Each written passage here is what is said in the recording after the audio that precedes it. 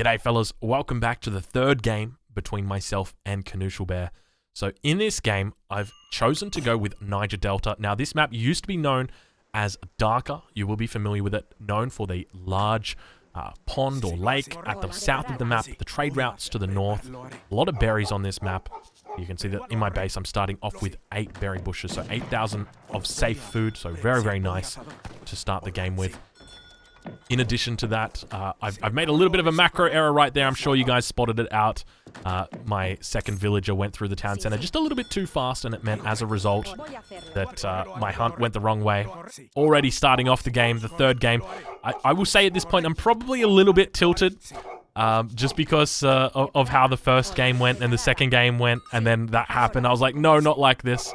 So straight away, I say, you know what? I'm going to head up to the north of the map. I was planning on going ATP. I said, you know what? Most people on this map think that as a Spanish player, I'm going to be doing a water boom. And I wanted to go a water boom deck with ATP in it.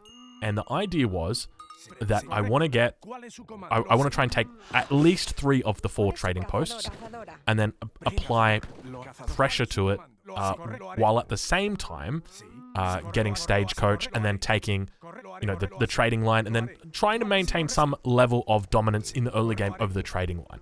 That was my idea. So I started by getting all the cows. Now, I made it, there was a trade-off here. Either I can go for the cows or I can go for the trading post. And I said, you know what, I'm just going to go for the cows. I'm going to try and guarantee that because cows are so strong for these civilizations. So I try and get the cows through there's a gap here. I'm not sure if you guys can see it, but pathing in this game is just, well, you guys are going to see what happens. It's bad. It's bad. It's really bad. I try and get these guys through. There's the second cow, third cow. We try and get him through, but he's so strong. Look at him. I just deleted it. I said, you know what? I'm not going to bother with you anymore. I've been sitting here for 40 seconds trying to get your fat ass through between these trading posts. I'm deleting you. I just deleted him. So I came down to place my trading post. You can see I've got ATP coming in, and I spotted him here. And I'm like, oh my god, he's taken my trading post. I need that trading post. I went to cancel ATP, and it arrived. And at this point, I'm tilted beyond belief. And now I just lost 2 of my cows to the trading post, and now I'm really tilted. Because it's all gone wrong right now. It is like the front has fallen off this ship at this point. It's like, you know, we're in game 3, it's match point. You know, I'm up against the #1 guy on the freaking ladder at this point. At least I think he's #1. Maybe he's rank 2 now. I think Staryu's a little bit ahead of him. But at this point, I'm like, you know what? Maybe I guess we've got ATP. We might as well take trading posts. But I guess, like, there goes my game plan. Oh, gosh. You hate to see it. And the cows just sit there. And, you know, they're trickling influence for him. So he's happy. He can just leave them there all game. He doesn't mind. It's one of those games, isn't it? And so I say, all right, well, I guess that means that we are kind of stuck to do a water boom because we don't really have any other options. And so now I spot that he's like moving back his cattle. I just put my dog on his explorer, even though it's such a silly thing to do. The dog is going to die. And I say, oh, and then I spot that he's got a trading post here. I'm like, oh my god. He's got another trading post up already. And as I'm moving towards the third TP, I see his explorer moving towards the north as well. And I'm like, please, no. Please don't tell me I've shipped ATP on this 4 trading post map and you've taken 3 of them. But fortunately, he'd only taken 2. And the third one wasn't taken yet. So I said, you know what? I'm gonna do my best to secure that.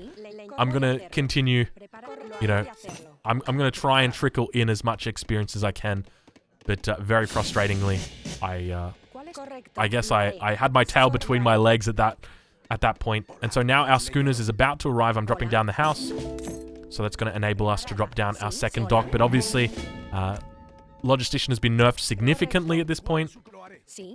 So now we're dropping down the dock. We're very slow here, up so late. I'm trying to wall that up, but I don't even have the wood to wall at this point. Just doing my best to try and get that wall across. So I managed to get a nice little wall in here just to prevent harassment. I can't even get a pillar on the other side because it's too close to the town center. I think I do manage to eventually get it in, but now we finally begin training fishing boats at 4 minutes and 50. You know, old Spain would have been sitting at 26 settlers at this point, and I'm sitting over here on 10 settlers. It's just, it wasn't a pretty start, I'll say that much. I did come in with a plan. Unfortunately, Noosh somewhat countered my plan quite well. He took like the perfect trading post. Had it been any other trading post, I think I would have been in a better position. And so I say, you know what? We're not going to win this game with 2 docks. We're going to have to put down a 3rd dock if we're getting serious about winning this game. And so I said, let's go ham. I think at this point I've just determined that the best course of action is to go all in on the economy. So making a mistake here, sending in economic theory, and then sending in fish market, so making another mistake. I should be sending in 300 wood. That's really going to power up my boom. It's going to enable me. So there we go. I fixed that up. So 300 wood. It's going to enable me to get that first fishing upgrade. Gill nets. It's also going to enable me to continue booming from my 3 docks, and then it's also going to let me drop down this trade or this market, which is going to let me get upgrades if I need them. At this point, all of my villages are on wood. Now, there's not a lot of wood that is safe for me to chop here. So ideally, I probably shouldn't be chopping this wood because this is the only safe wood I've got. I've got this wood at the front, which isn't that safe, and then I've got wood at the back, but that's not particularly safe either. So it's kind of important for me to have somewhere safe to be chopping. And I am chopping it out. I've got my Explorer under my TC, so I'm kind of I'm a little bit happy because I'm thinking, you know what, if he pushes in, I'm going to be able to make dogs. At this point, I'm shipping in fish market, which I think is probably the right move. I feel like my economy is pretty much able to support my water addiction at this point, and so I should be okay. I've got 1 villager up there to the north on an elephant, but should be coming in soon. And so my thought is, if I can just survive and sort of like take water as long as possible, like I should be okay, right? Right? Well, yeah, we'll see. We're up against Hausa. We're down 2k score at this point. He's also going to dock up on the water. He's taken 2 of my trading posts just when you thought it was going to be going okay. Wasn't. We've now got that first fishing upgrade in. We've also sent in fish market, so we're looking pretty healthy when it comes to our food economy. And we're now switching over to Wales as well. Up to 31 villages at this point, so looking pretty good compared to where we were a minute or 2 ago. I'm pretty happy with this. And so basically my plan is that if he pushes in with units, I'm gonna send CM. I'm gonna make caravels as well if I need to. And that's it. And then I'll make dogs from my Explorer, and then that's gonna be my defense, right? Well, I only saw like 5 Fulani at this point. And so I was like, okay, he's probably just doing like a semi-FF, something like that. I don't think I need to be too fast or too worried about this. And so now I see 5 Javelin coming in, and at this point I'm like, all right, well, it's looking pretty decent. Like, this is what I want to be seeing. Like 5 Javelin, 5 Fulani coming in at this point. I do see that he's actually taken a native trading post as well, so I'm thinking he might be going for some sort of boom. I'm not too sure. But now the Fulanis like start to move in under the TC, and I start to get a little bit concerned that he might try and idle my villagers here. I do accidentally pop those villagers out just a slight bit too fast, and then it means that Fulani stays alive at the back, and he's going to be causing havoc for me. So he's beginning to siege this down. I was going to ship in 2 caravels from the home city, but I decided against it. I said, you know what, we're just going to ship through economic theory, and because we're greedy, but then I cancel that one. Do I cancel that one? Maybe I don't cancel that one. God, do I not cancel that? I thought I canceled that. Oh, that's awkward. All right. Well, you can see that I'm absolutely on tilt this game. Caravel now going to begin broadsiding one of the Fulani archers. And more units begin to pile up. He's now got some raiders. I begin dropping a barracks, but it's way too late at this point. There's no way that barracks is getting up. And he just begins sieging it. Barracks goes down. A couple of settlers try and get into the town center. I know these settlers are out here, and they're probably going to get hit. So I've got to be very careful. 1 settler going down, 2nd settler going to go down, 3rd settler probably going to go down here as well. Unless he can get to the caravel in time. Does she do it? She does it. She gets saved. And the villager moves away. But we managed to evacuate some villagers. We're at 39 villagers at this point. I'm still pretty happy with how we're doing despite being down 3k in score. I just know that behind this, his economy is going to be ridiculous. I know that it's highly likely that he's probably got 2 to 3 universities up. You know, he had units out very late compared to me, and so as a result, it means I'm in a difficult spot. So I call minutes by themselves. Probably a bit of a mistake here. I'm picking off the Berber camels because I figure I'm going to be aging up, and I'm probably going to be going up with hussars. So I want these Berber camels to get gone, done, get out of here, that sort of thing. So I call the big batch of CM, failing to snare with my explorer without having dogs there. So more mistakes from me, unfortunately. And at this point, my macro is looking a little bit shoddy. I need to try and get my age up in queue as quickly as I can. From this point, I need to try and get a frigate out. A frigate is what's going to be able to protect me against this house of military. But the problem is, his military is significantly larger than mine, because I basically just have Minutemen and dogs at this point. And then so now the dogs are going to do their best to try and do a bit of harassment. I do have these Minutemen on attack move, but they, for whatever reason, decided against attacking. We pick off a couple units. I was pretty happy to just get that when he probably could have just sent in one, you know, his explorer on trample mode, and we would have been okay. Selling a bit of food, aging up with the covered wagon now, and so looking pretty good. So at this point, I'm relatively happy with how the game is going. I'm thinking, you know what? I'm on 40 villages. I've survived a raid where there was like a pretty decent push, and I'm thinking like I'm okay. If I just hold on to water at this point, I should be okay. The main thing is that he is going to continue to build up on land, while at the same time, I'm going to be like, I feel like I'm somewhat forced into the corner on water. Even though he doesn't really have a lot up, he's got that dock, there's a party boat that he's got. And so I say, you know what we're going to do? We're going to try and push him with our caravels. So our caravels get into formation, they begin pushing. And I'm thinking, okay, what can I possibly make that is going to be able to defeat his land army? I'm thinking, all right, maybe I do skirmishers. I'm like, well, no, Lafidi. Then I'm like, okay, what about lancers? And I'm like, well, javelin. I'm like, oh, okay. And then I'm like, okay, what about rodoleros? And then it hits me. Rodoleros are my way back into this game. So we can now see that that I begin sieging down his dock. That's going to be going down. So the Rodolero is going to enable me to get on top of his javelin. It's going to bypass the range armor.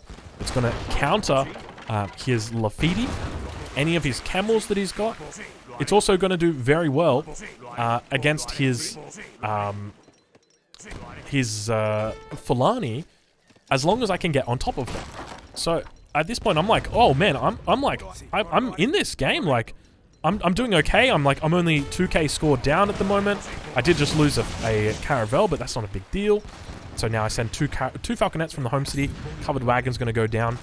I don't put it on the shoreline because I don't think that he's a real threat on the sea. So I just put it with my other town center. I do have town militia as well, so that's something that I'm cognizant of when it comes to my shipments. But I'm sitting only on about 40 villages here, and ideally at this point I probably should be sitting somewhere around the 65 to 70 mark. So I am down significantly. Now, I don't have the best whales on this map. I think the whale spawn has been reduced. It used to be 6 whales on this map. I could only find 3. So I'm not sure exactly what's happened, but it has definitely been changed significantly. Now we've got the falconettes coming in. So 2 falconettes combined with 25 rodoleros. I'm thinking, you know what? It's not terrible. We're only down at 1,000 score at this point. So we're not doing terribly. More rods coming out. Our economy's looking like it's in a pretty decent shape. And now our next shipment. So I think at this point, I'm looking for my Rodolero combat card, and I realize it's not in the deck, and I'm thinking, oh, Drongo, you big idiot. Why did you do that for? And then so it means that I'm in a difficult spot because I really want to send Rodolero combat, but I can't actually send it. Yeah, it's not the prettiest of things. So Camel's getting in a nice little raid here on the back, and me just training a couple more rods, getting them out, revealing my falconettes there. He probably expected that, but I was just thinking, look, even if I've got falconettes, what can he do that stops that? He can make culverins, but that's a big investment for him to do. So I'm not going to risk it. Like, I mean, I'm not going to worry if I reveal that. So I've got my rods now. I see his army here. I'm really excited when I see all that cavalry. I'm like, hell yeah, baby. You know, like, that much cavalry. But then I realized I've got my Minutemen just sitting up here like this. If I'd had my rods up here helping out, it would have been absolutely amazing. Rod's now coming up. I see the Fulani down towards the south as well. And so I say, you know what? I probably want to just try and stick on them because they've been split up from their cavalry, so they're not going to have anything to block for them. So I try my best to get on top of that, but rods just aren't as fast as I remember them. So I have to fall back. I think Fulani are quite fast as well. I'm not sure what their base movement speed is. I think maybe 4.25. Falconette's now unpacking. I don't think he manages to get off a shot. I tried to do an attack move on those big boys, but it didn't go off. And he does spot the artillery foundry now going up there, so spot it with that one cav. And we're just dancing, just trying to make sure that he doesn't actually come back this way and hit my falconets. It's all about protecting the falconets at this point. And so now 3 falconets coming out for me. I'm feeling pretty good. I'm looking pretty good at this point. I might be down 4k score, but I'm like, hey, this composition's actually pretty good against Hausa. And so, I've got my 4th falconet. I'm about to 5 Falkizars, or to 7 Falkizars rather. He can technically train culverins, but it's expensive to invest into. It takes a lot of time. He's going to have a palace up, which he does have in the north. He then needs to research European cannons, and then he needs to actually train them. And so I'm thinking, all right, what I'm going to do is I'm going to head north straight away, and I'm just going to take them out. I'm just going to take it out straight away. So at this point, I should probably be sending a frigate in and then changing my home city shipment point to the middle pond. But I'm not doing that, so pushing forward here. I've got a lot of Falks. I'm thinking this is probably where he's going to be doing it. Like, it's likely that he's going to be researching European cannons here. Then I spot that he's got a palace in his base as well. He could be doing it there. But we still just commit to this one. For me, it's about clearing this up. I really want to make sure that I'm clearing up his trading line, sort of taking back the economy, because he has upgraded it to stagecoach as well. Falconets, they're doing work. I mean, I've got 7 Falks out at the moment. My main concern is culverin. So I begin actually training culverin myself. I do the preemptive, the blind culverin batch, which is a classic move. So party boat is now out. We're just going to give him a little bit of a broadside. And now moving to the north, so the Rodleros as well as the Falconets now going to the north to take out the trading post. So Rod's going to begin sieging it up. And I did try and make some calves. I'm not sure exactly where they are. I'm dropping down an artillery foundry as well. And now, unfortunately, if you see on the mini-map, I'm about to lose some Falconets to some Yoruba. So first Falconet going down, second Falconet going down, third Falconet going down for free. Yoruba just doing absolutely insane. Almost taking out a 4th Falconet as well. It was actually on my screen for a very brief time, but obviously your eyes are in a different spot when you're re-watching something, when you're actually playing it. And so I begin moving my Explorer up to take that trading post. At this point, I'm only down by 3k score. I'm thinking that it's not actually going too badly. I did just lose a lot of cannons. I was making calves. I switch it out. I'm going to say, you know what? Let's make Falks now because I just lost all of my Falks. I see him beginning to turn around towards the Falks.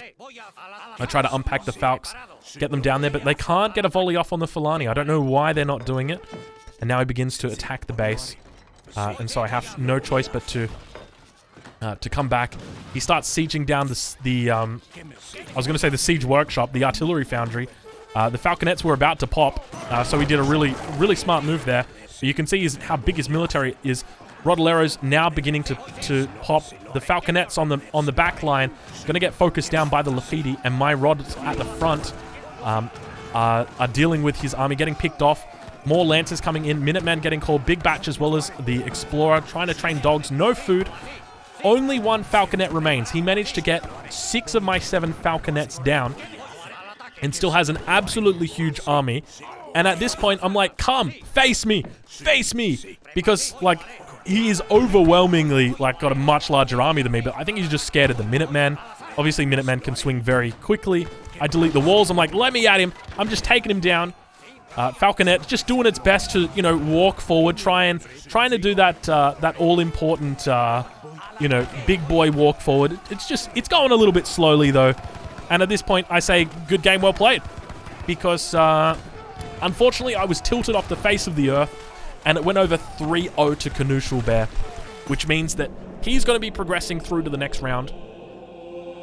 Very well played by Noosh. I hope you guys have enjoyed this look inside the mind of Drongo. What I was thinking, what I was planning. All of these games have been casted from my perspective. It wasn't a replay, it was a recording of my games. I hope that you've enjoyed it. If you have, make sure you leave a comment down below. Let me know if you liked it. If you did like it though, make sure you leave a like on the video, and I'll catch you guys in the next one.